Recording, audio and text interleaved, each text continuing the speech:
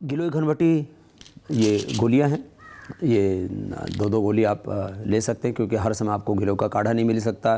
ताज़ा ना मिले, काढ़ा भी ना बना पाएँ, तो आप ये गोलियां ज़रूर खा लें, दो दो गोलियां। और मैं एक बात और भी जोड़ना चाहता हूँ।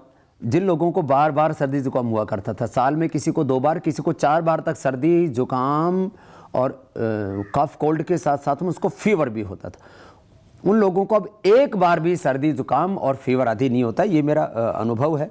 बहुत ज़्यादा खांसी होने पर ये अद्भुत चीज़ है, दिन में और किसी किसी को तो रात को भी नींद नहीं आती। बस दिन में इसके खदिरादिवटी, यद्यपि शास्त्रीय औषधि है, बहुत सी और भी फार्मेसियाँ इसको बनाती हैं। खदिरादिवटी अद्भुत है। जिनको बहुत ज़्यादा खांसी होती है तो रात को मैंने कहा नींद भी नहीं आती, आप रात को सोते समय इसको मुँह में डाल लेते और तो रात को आपको नींद भी अच्छी आ जाएगी, रात को फिर खांसी नहीं आएगी।